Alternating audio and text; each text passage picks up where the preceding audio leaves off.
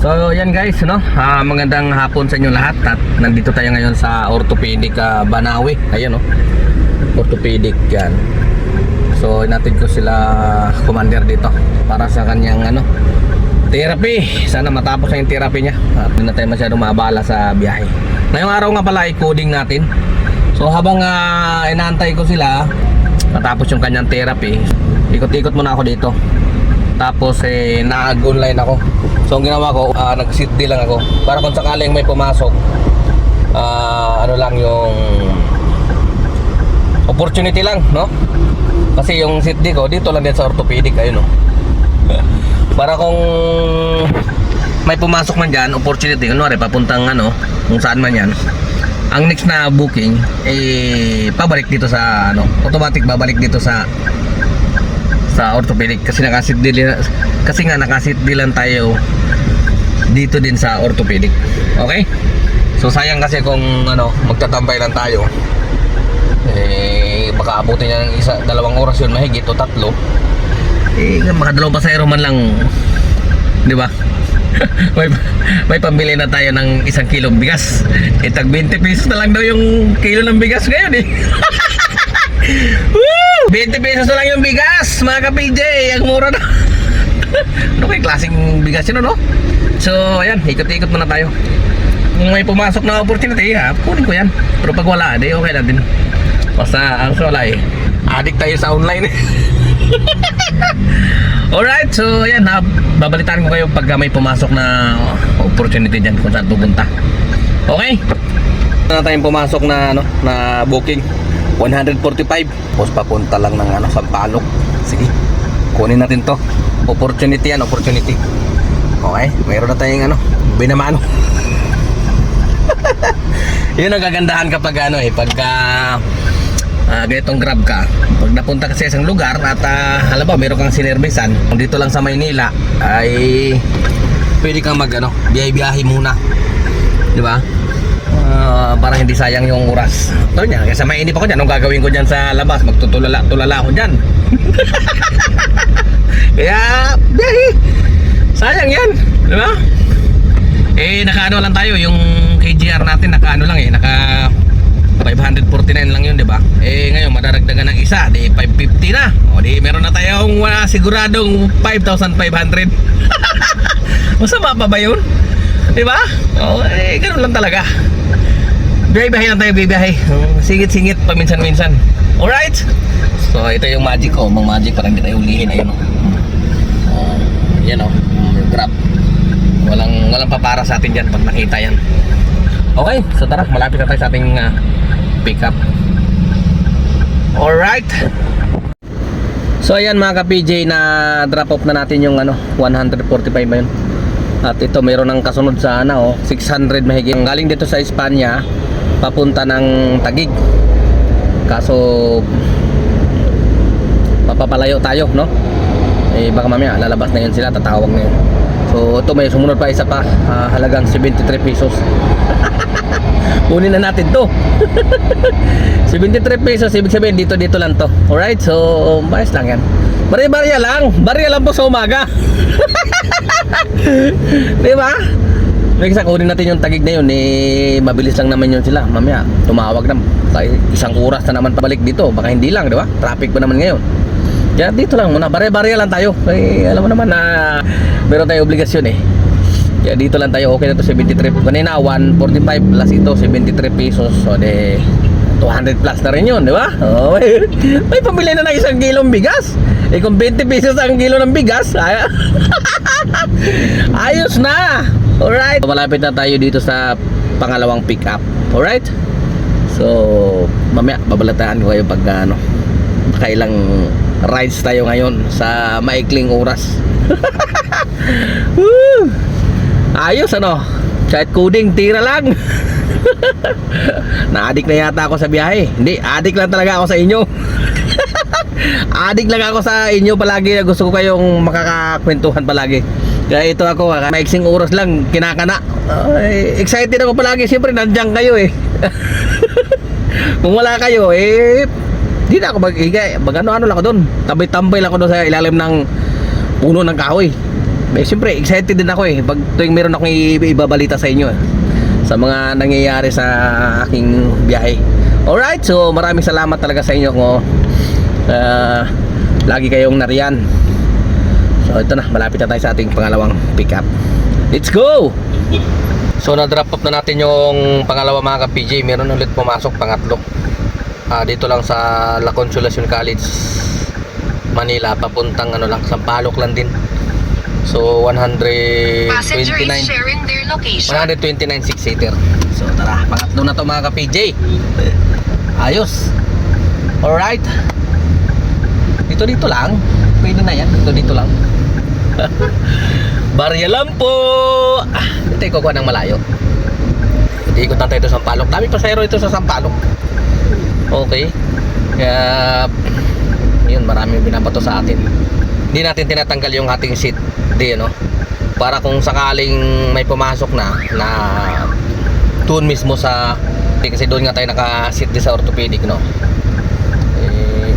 siguro tingin ko maya lalabas na yun sila, hindi na tayo kuha. Okay, sigurado may ibabato sa atin yan papuntang doon, malapit sa orthopedic. Kaya alam muna natin siya na mag-ikot-ikot dito sa Sampaloc. Dito pa lang kumbaga buhay na Okay. So tara, kunin natin itong pangatlo. Magkano na yun? 200 kanina, tapos ito 129. So 300 plus na. Okay. May pambili na ng milk. Pambili ng bahal. Tuba ba? Tuba. So yan mga ka-PJ. At ito na yung ating pang-apat. Na-touchdown na natin yung ating mga pasahero, mga estudyante ng La Consolacion, mga nursing student.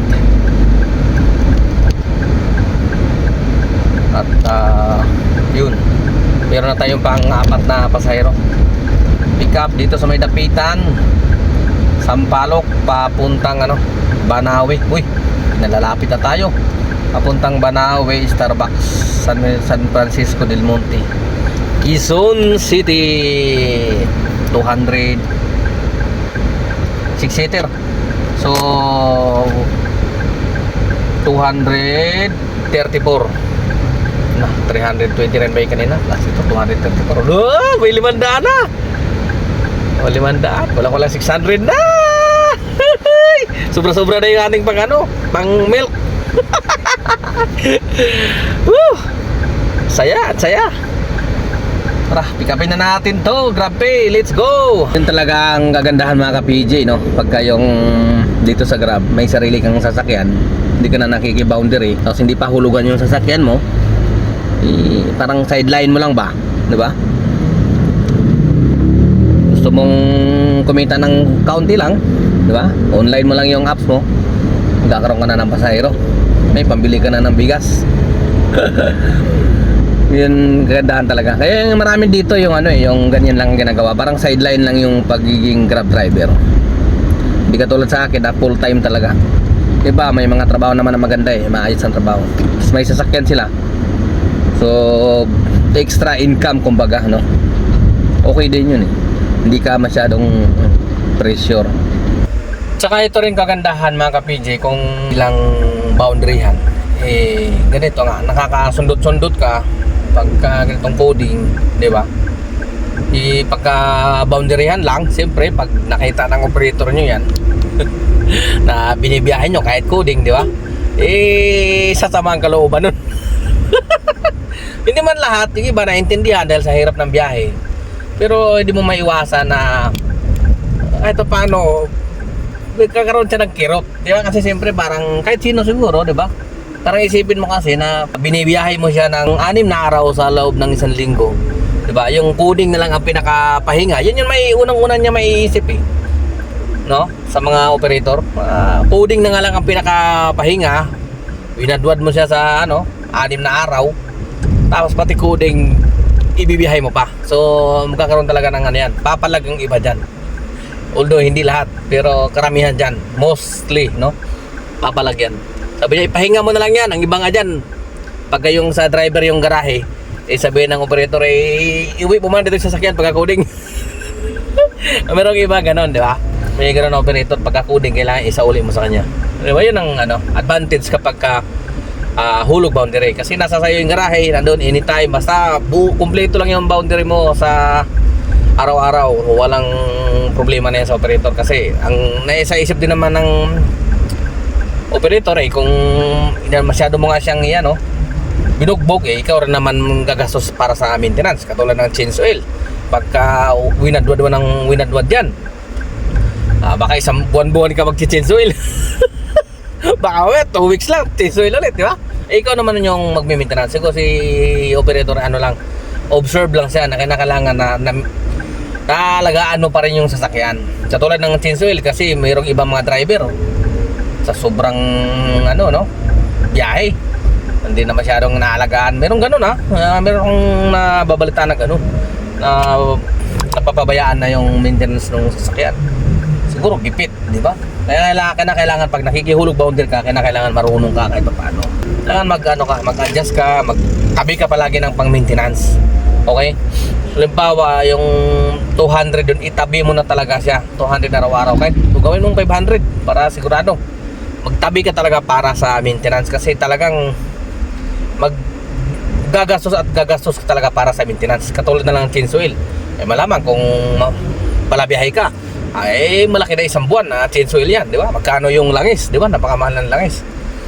Mga gulong, di ba? Kaya kailangan magtabi ka talaga. Yung iba siguro hindi nakakapagtabi. Yung mga nababalitaan kong ganun hindi kinaya yung hulog boundary. Kasi nga hindi nagtatabi.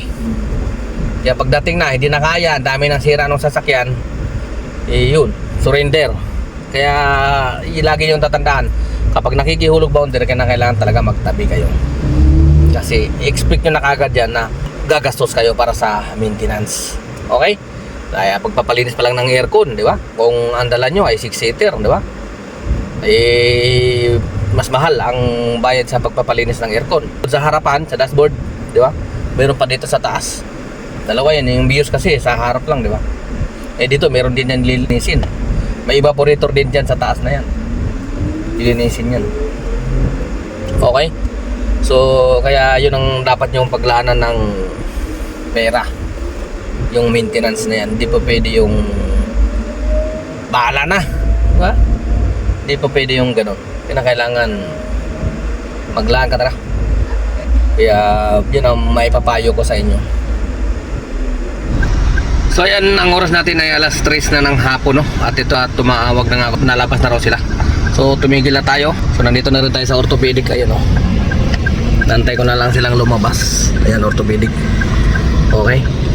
So naka 647 tayo, 5 bookings. So nadagdagan yung ating KGR niyan pagka ganyan. May pumapasok pa, 400. Tama na. Nandito na dami pa zero. Naka 554 tayo, di ba? Kahapon lang yan, 449. Oo, natagdagan na. Meron na tayo 5,540 para sa KGR natin, di ba? Hindi na masama yan. Pang bigas na naman yan. Bigas na naman yan. So, ayan mga ka-BJ, at ako hindi na magtatagal, no? At ito, kakatawag kong walang ay palabas na sila. Alright, so maraming salamat sa pagsama kahit baiksing oras. Sa ating pagbibiyahe para sa pabugas, pambigas. Okay, so ka-PG nyo, temporary signing off. Adios sa inyo lahat.